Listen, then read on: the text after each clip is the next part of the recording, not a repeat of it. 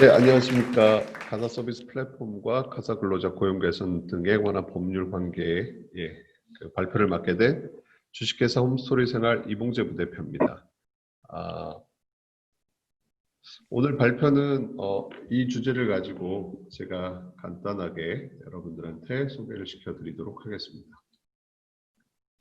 먼저 우리나라 가사 서비스의 사실 역사적인 시작은 푸맛이라고 하는 보통은 호혜적인 증답 관계, 즉 서로 간에 인력을 공유하는 그런 형태로 사실은 문화가 시작이 됐고요.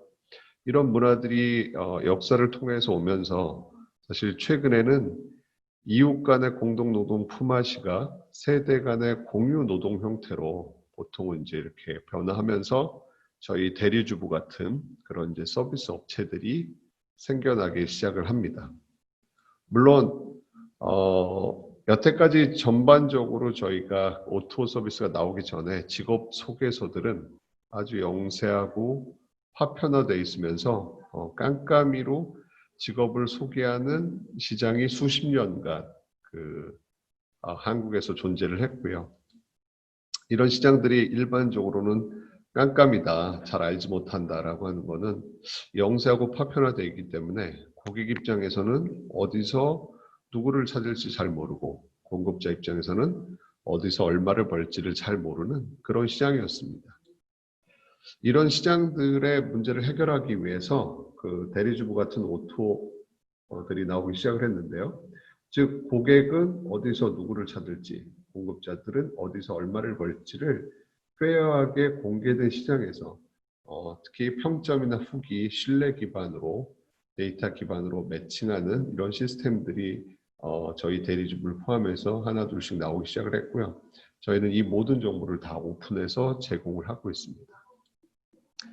특히 저희 대리주부는 고객 입장에서 보면 고객이 주문해서 사전에 우리 집에 오는 가사 서비스를 수행하는 누군가를 다 사전에 비교해서 볼 수 있고, 사전에 비교해서 볼 때 이분들의 공급자 프로필에 나와 있는 사진이나 이용 후기, 그 다음에 이용 후기에서 나오는 평점, 그 다음에 이분들이 갖고 있는 자격증 등등의 모든 정보들을 빼어하게 사전에 다 보고 우리 집에 오는 분들은 신뢰해서 선택을 하게끔 되어 있고요. 공급자분들 입장에서 보면 제가 하고 싶은 일감들의 리스트를 쭉 보면서 그 일감들 중에서 자기가 비교 선택해서 마지막 내가 일을 열심히 하고 평점이 높으면 이분들의 평점별로 임금을 제시하는 그런 시스템까지 다 마련해서 고객과 공급자 양쪽을 만족시키는 매칭 시스템을 유지하고 있습니다. 이런 서비스의 장점은 플랫폼을 통한 전반적인 시스템적으로 매칭이 확대되는 부분들을 볼 수 있는데, 여기에 평점이나 후기, 이 모든 것들이 임금과 연동이 되고 또 서비스 향상으로 이루어져서 다시 매칭이 확대되는 선순환적인 플랫폼의 평점 후기 신뢰 기반의 시스템이 돌아가고요. 또한 이분들을 직접 교육하면서 인적으로 신규 교육하고 그다음에 심화 교육하고 자격증 취득하고 이런 교육을 통해서 우수한 공급자를 양성하는 선순환 플랫폼이 돌아가게끔 되어 있습니다. 그래서 가사 서비스 시장은 물론 현재까지는 O2O를 제외한 대부분의 이제 오프라인에서 이루어지고 있는 사실 현금 거래, 블랙마켓 시장입니다. 그 규모가 2018년 기준으로 봐도 약 8조 원에 육박하도록 굉장히 큰 시장인데, 특히 증가하는 여성의 경제활동 범위도 증가하면서 가사일도 전문가들에게 아웃소싱, 오토 업체를 중심으로 해서 외부에 맡기는 그런 시장들이 계속적으로 증가하고 있습니다. 한국뿐만 아니라 해외에서도 오토는 굉장히 사실은 좀 이렇게 커지고 있는데, 특히 가사 서비스 중국으로만 봐도 중국에는 규모들이 굉장히 큽니다. 헬퍼분들 20만 명 보유했고, 오팔 다우지아라고 오팔닷컴의 자회사는 사실은 올해 이제 미국 증권거래소에 상장 예정인 그런 기업이었어서 전반적으로 가사 서비스가 크고요. 미국 내에서도 가사 서비스와 100% 유사하진 않지만 주택 거주 문화에 따른 전반적인 홈 임프루먼트의 회사들이 태스크 레빗이라든가 이케아가 인수했죠. 그다음에 헬로 알프레드라든가 이제 이런 어떤 서비스들이 점점점 세계적으로 많아지고 있는 추세입니다. 그러면 지금부터 가사 근로자 고용 개선에 관한 법률과 이 플랫폼의 관계를 간단하게 설명드리도록 하겠습니다. 우선 가사 근로자 고용 개선 등에 관한 법률은 뭐냐? 일명 가사특별법이라고 하는 게 지난 2002년도 7월 7일 날 국회에서 통과했습니다. 물론 이 가사 근로자 고용 개선 등에 관한 법률은 20대 국회에서도 사실은 발의됐다가 법안 폐기가 됐지만 기본적으로 가사 서비스 시장을 공식화하고 활성화를 위한 첫 단추다라고 표현을 하고요. 이 법은 기본적으로 현재 국무회의를 거쳐서 국회로 가 있는 상태입니다. 그래서 21대 국회에서 고용노동부에서 거의 1호 법안처럼 이 법을 이제 발의하고 지금 제출한 상태인데요. 가사 근로자 고용 개선 등에 관한 법률, 일명 가사특별법은 가사 근로자의 시장을 가사 서비스 시장을 공식화하는 첫 단추다라는 설명을 드릴 수 있습니다. 즉, 이 부분은 뭐냐면 기존의 서비스가 고객이 아까 말씀드린 대로 직업 소개 기관과 그 다음에 그 가사 서비스에 종사하시는 공급자를 양쪽에서 깜깜이 되어 있는 시장에 사실은 보통 우리가 얘기하는 오프라인 시장이 전체 규모의 약 98% 정도 내외를 차지하고 있는데 이 시장은 4인 간 계약이고 서비스 제공이나 요금 지불이 다 가사를 종사하시는 가사 근로자와 고객이 직접 거래하게 돼 있고요. 직업 소개 기간은 양쪽을 소개하는 행위로만 끝나는 책임을 지지 않는 그런 구조입니다. 이런 구조를 개선해서 서비스 제공 기관이 가사 도우미를 가사 근로자로 사실 고용하고 근로계약을 맺고 그 다음에 가사 이용자와 이용 계약을 맺은 다음에 서비스 제공하는 관계를 이 서비스 제공 기관에서 책임을 지는 시스템적인 구조가 되는 거고요. 이게 전체적인 가사 서비스 시장이 현재 주먹구구식으로 사실 오프라인에서 소개만 해주는 단순 소개 시장에서 실제 서비스를 책임지고 선진적으로 발전할 수 있는 시장으로 만드는 첫 단추가 된다라고 하는 차원에서 가사특별법이 가사 서비스 시장 공식화의 첫 단추다라고 하는 부분들을 설명드릴 수가 있습니다.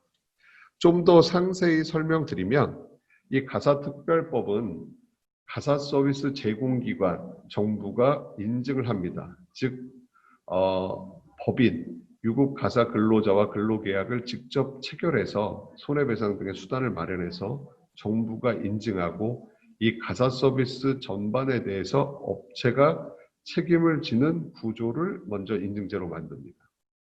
그러면 가사 근로자는 어떻게 보호할 거냐? 일반적으로 68년 동안 가사 근로자는 근로자일 수가 없었습니다. 근로기준법상에서 가사 근로자는 집에 있는 개인이 고용을 하고 4대 보험을 적용해야 되니까 아예 제외가 된다라고 하는 예외사항이 있었었는데 이 법을 통해서 가사 근로자가 인증기관을 통해서 노동관계법이 적용되는 근로자로 채용한다. 그래서 유급, 주휴, 그다음에 연차, 퇴직급여 등의 권리를 보장하고 4대 보험을 적용하는 그런 가사 근로자의 권리를 보장해주는 제도가 되겠습니다. 물론 여러 가지로 보면 노동관계법에 적용하는 데 있어서 일단 배제가 되는 문제를 발생하지 않도록 했지만 주 15시간 이상을 권고한다거나 그 다음에 유연하게 실제 실행된 수행 내용만큼을 수행한 업무만큼을 급여로 부여하는 것들은 일종의 약간의 차이가 발생을 합니다. 기존의 근로기준법과 이런 부분들의 예외 사항을 두면서 플랫폼 노동으로 사실은 한 발짝 다가서는 플랫폼 노동을 인정하는 한 발짝 다가가는 그런 제도가 된다고 볼 수가 있고요. 이용계약 체결은 이용자 입장에서 보면 기존의 사인 간의 거래에서 인증기관, 즉 기업과 이 플랫폼 사업자와 공식적인 서비스 이용 계약을 체결하고 그러면 실제 서비스의 종류나 시간 뭐 이런 부분들을 다 표준 이용 계약서를 통해서 안전하게 다 공유를 사전에 받으면서 실제 그 가사 서비스를 받을 때 이 가사 근로자의 기본적인 일하시는 것들에 대한 뭐 예를 들면 파손이라든가 전반적인 뭐 그 신용에 대한 문제라든가 이런 부분들을 다 보장받는 그런 부분들을 양쪽이 가사 근로자와 이용하는 고객들이 다 보호가 받을 수 있는 그런 제도라고 볼 수가 있습니다. 물론 이 가사 근로자 가사 특별법은 20대 국회 21대 국회에서 이제 결정이 나게 되면 2020년에 이제 논의가 될 예정이고요. 1년간 유예를 거쳐서 이제 확정이 된 1년간 유예를 거쳐서 시행하게 될 텐데 물론 여전히 고용을 해야 되는 구조도 있지만 직업 소개 기간이 기존에도 알선이나 소개하는 구조도 일단은 가능하게끔 열어서 가사 근로자와 서비스 이용자의 선택권도 여전히 보장하는 제도라고 볼 수가 있겠습니다. 사실 저희 대리주부는 이 내용을 작년부터 법이 통과가 지금 아직 안 된 상태지만 진행을 하고 있습니다. 어떤 이유였냐면 저희가 ICT 규제 샌드박스를 작년 19년 11월에 통과했습니다. 즉 대리주부가 직접 고용 기반 가사 서비스 제공 플랫폼을 방금 전에 말씀드린 가사특별법에 준해서 저희가 규제 샌드박스를 통과했고요. 일단 우선적으로 가사도우미 1000명을 직접 고용해서 이 가사 근로자를 채용하고 이 서비스를 이용할 수 있게끔 한번 제도적으로 가능하게끔 저희가 허가를 받아서 진행을 하고 있습니다. 이 규제 샌드박스를 통해서 가사특별법을 적용하면 고객과 공급자가 어떤 형태로 좋은지를 저희가 도표를 잠깐 보여드리면 공급자, 즉 가사도우미 입장에서는 4대 보험이나 퇴직금이 보장이 되고 그 다음에 안정적으로 회사 소속이 되니까 일감을 받을 수 있고 그 다음에 진짜 근로자로서의 처우가 개선되는 효과를 보여주면서 내가 어떤 회사의 소속이다, 이 회사의 사실 일원이다라고 하는 소속감을 한 번도 받은 적이 없는데 받게 됩니다. 그리고 고객들 입장에서 보면 사실은 서비스 수준이 상향되고 그 다음에 여기 잘 안 보이겠지만 신뢰가 확보가 되면서 그 다음에 우리 집에 누가 오는지에 대한 안정적인 안전성이 확보가 되고 이게 결국은 안정적으로 주문을 하고 이어지는 매칭률 상승에도 효과가 이루어지기 때문에 결론적으로 보면 이 가사특별법, 이 가사근로자 고용 개선 등에 관한 법률을 통해서 저희는 물론 이제 대리주부는 규제 샌드박스로 먼저 지금 시행하고 있지만 고객과 공급자 양쪽이 만족할 수 있는 제도로 운영하는 것들이 큰 장점이라고 보실 수 있습니다. 그래서 결국은 홈서비스 플랫폼이 실제 개인과 그 다음에 가사도우미들을 서로 매칭하는 역할들을 하지만 이 매칭하면서 현재로서는 근로의 직접적인 계약 관계가 아닌 상태에서의 연결 구조였다 그러면 실제 가사특별법을 통해서 저희가 직접 고용하게 되면 좀 더 신뢰 있고 협력이 기반되어 있는 홈서비스 플랫폼이 될 수 있을 것이라고 저희는 판단을 하고 있습니다.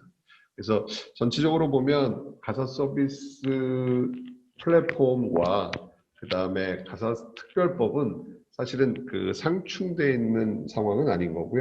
그 다음에 앞서 얘기했던 것처럼 가사 특별법을 통해서도 실제 이것들이 연계돼서 물론 가사 특별법이 통과된 이후에도 기존에 소개하는 구조들은 원래대로 진행을 할 수가 있는 것들이 보장이 되면서 마찬가지로 플랫폼이 연결도 하지만 직접 채용도 해서 고용도 해서 실제 하는 것들이 가능하게끔 그렇게 되어 있습니다.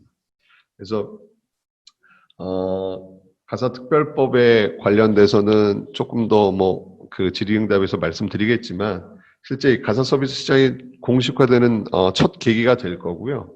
아마 이걸 통해서 저희가 플랫폼 노동과 관련돼서 저희가 느끼는 아마 첫 번째 그 사실 플랫폼 노동에 좀 더 가까운 법률이 될 거라고 판단하고 있습니다. 앞서 설명드렸던 것처럼 4대 보험 적용이나 그 다음에 뭐 유급 휴가나 그 다음에 퇴직금 적용이나 그 다음에 근로 시간이라든가 그 다음에 이 급여를 주는 기준 자체가 사실은 플랫폼 노동에 맞게끔 이분들이 일하시는 시간에 근거해서 주 물론 15시간 이상을 권고해서 저희가 일감을 드리는 것들이 필요한 작업이 되겠지만 이 자체도 서로 간의 합의에 의해서 내가 원하는 시간을 좀 더 정할 수 있고 그런 경우를 통해서 저희가 유연하게 할 수 있는 그런 규정의 첫 법률이 될 수 있을 거라서 아마 큰 전환점이 될 것으로 판단을 하고 있습니다.